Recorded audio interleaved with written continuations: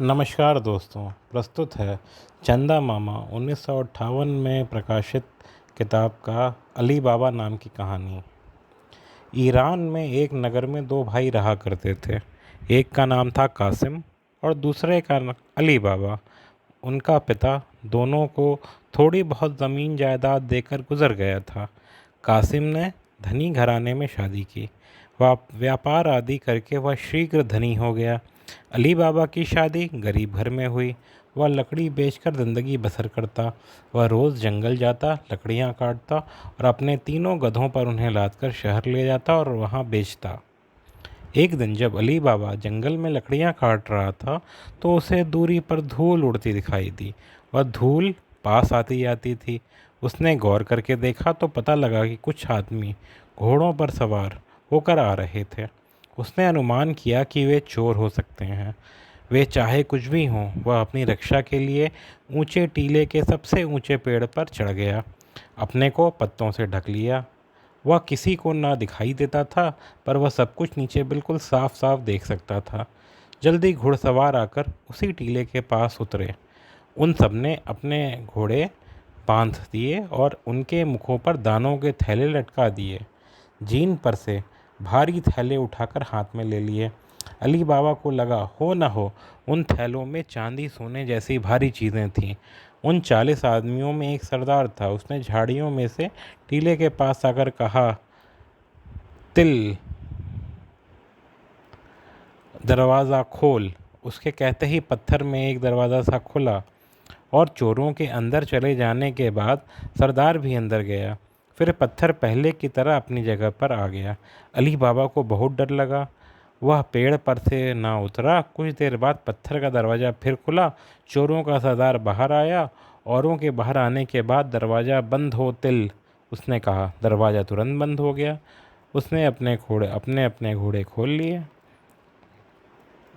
वे उन पर चढ़ गए। सरदार पहले चढ़ा, उसके पीछे और वह सब अली बाबा पेड़ पर से देख रहा था।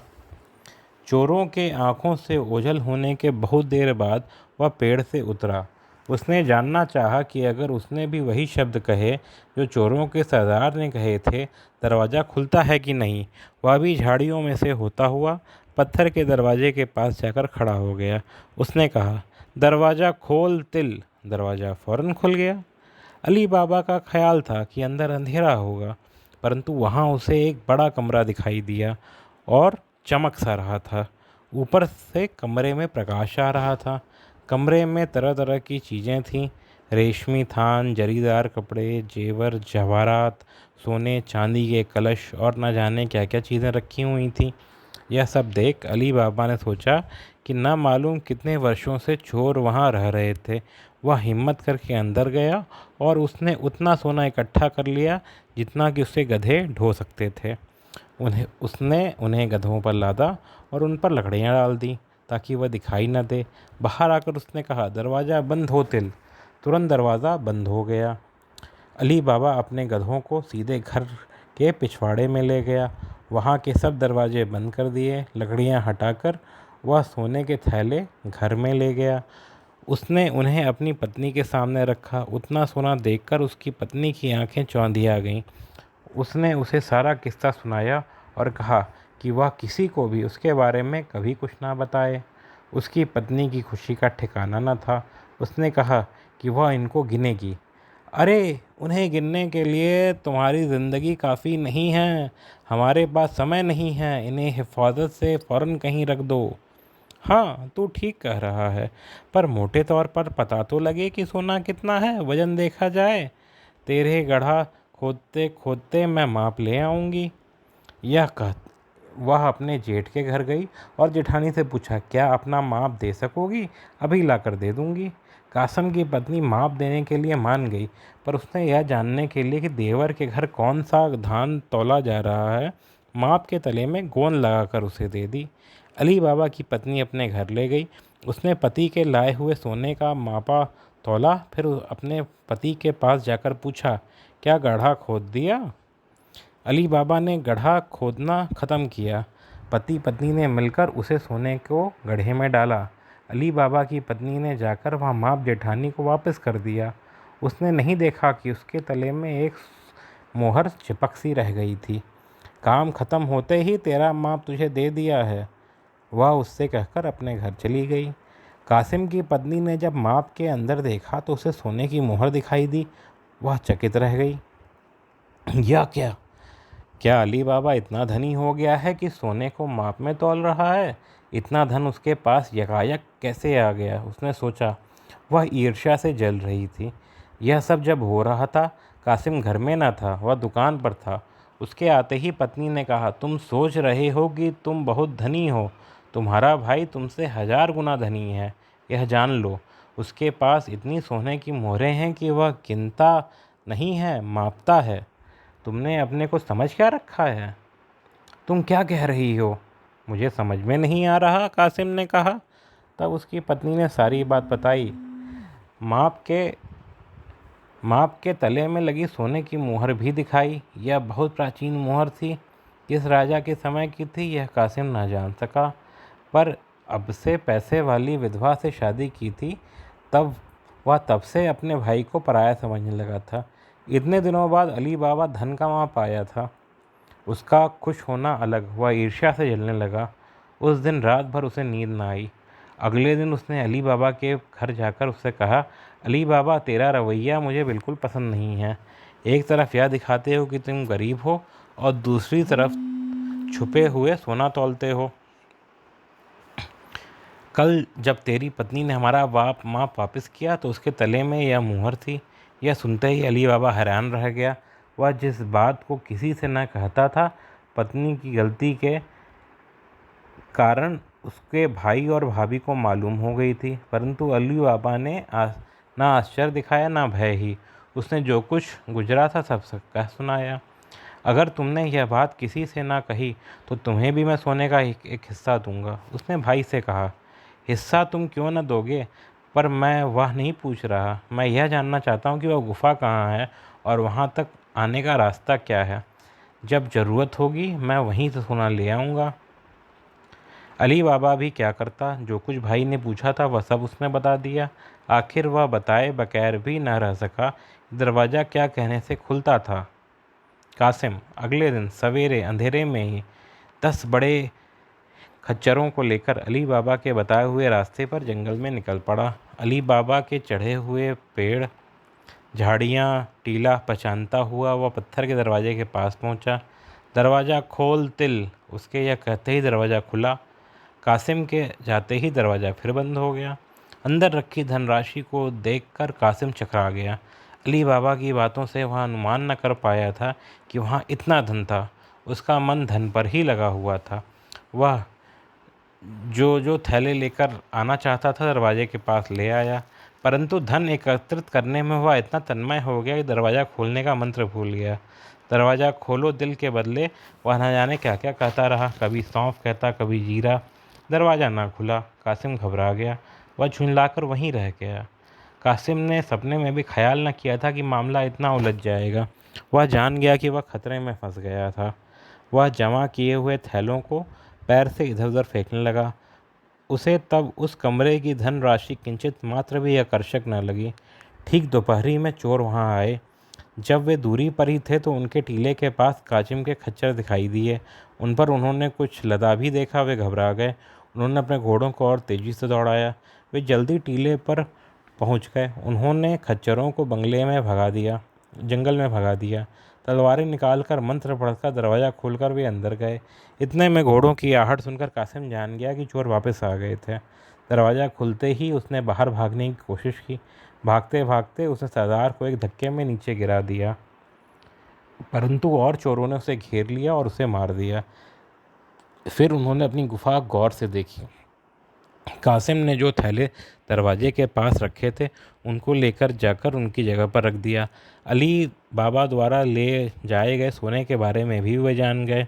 कासिम कैसे अंदर आया था, दरवाज़ा खोलने का मंत्र दूसरे कैसे जान गए थे, वे अनुमान न कर सके। अगर कोई इस मंत्र को जानता हो, उसको डराने के लिए चोरों ने कासिम के शरीर के 4 टुकड़े कर दिए। गुफा के दरवाजे के दोनों तरफ उन्होंने 2-2 टुकड़े लगा दिए। फिर दरवाज़ा बंद करके घोड़ों पर सवार होकर इधर उधर डाका डालने निकल गए। रात हो गई। कासिम घर वापस न आया। उसको न आता देखकर उसकी पत्नी घबराई।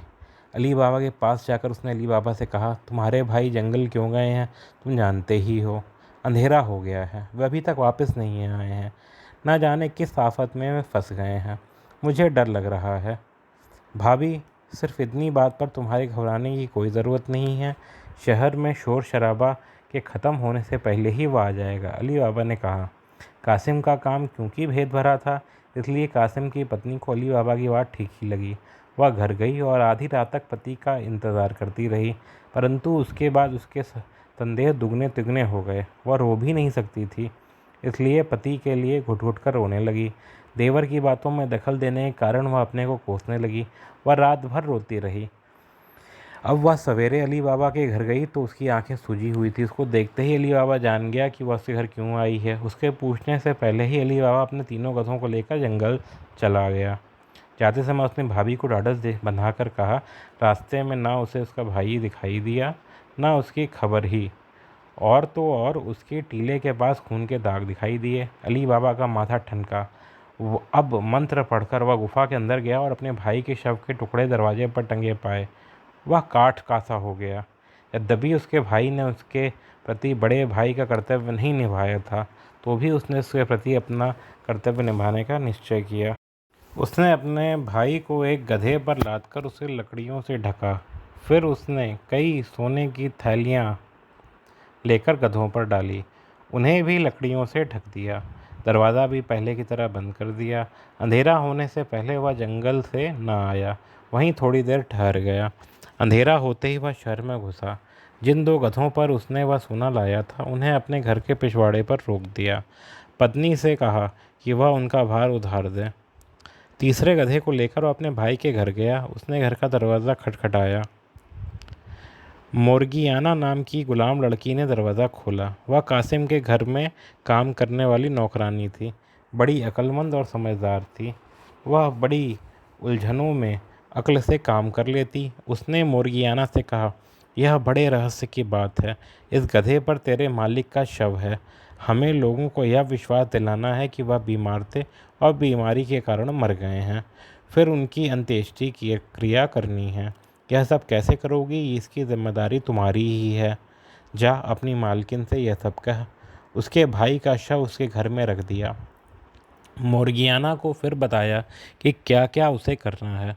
वह अपना गधा लेकर अपने घर चला गया। अगले दिन सवेरे मोर्गियाना एक औषधि की दुकान में गई।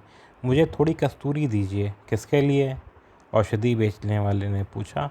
हमारे मालिक कासिम जी की तबीयत ठीक नहीं है, वह ना कुछ खा पा रहे हैं, ना ही बोल पा रहे हैं, मोर्गियाना ने कहा।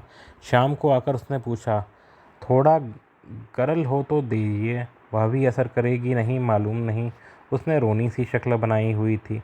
उस दिन अली बाबा अपनी पत्नी के साथ कासिम के घर 2-3 बार गया। उसकी शक्ल पर भी शोक नज़र आता था। सबको विश्वास हो गया कि कासिम सचमुच बहुत बीमार है।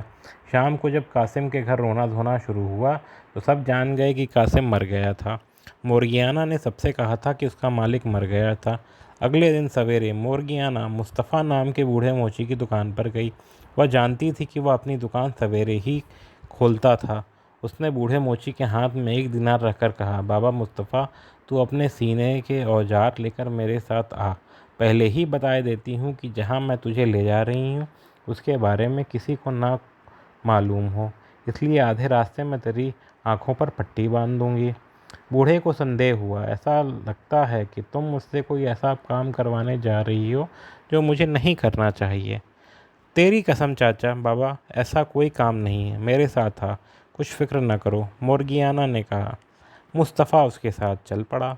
आधे रास्ते में अपने वचन के अनुसार मोर्गियाना ने उसकी आंखों पर पट्टी बांध दी।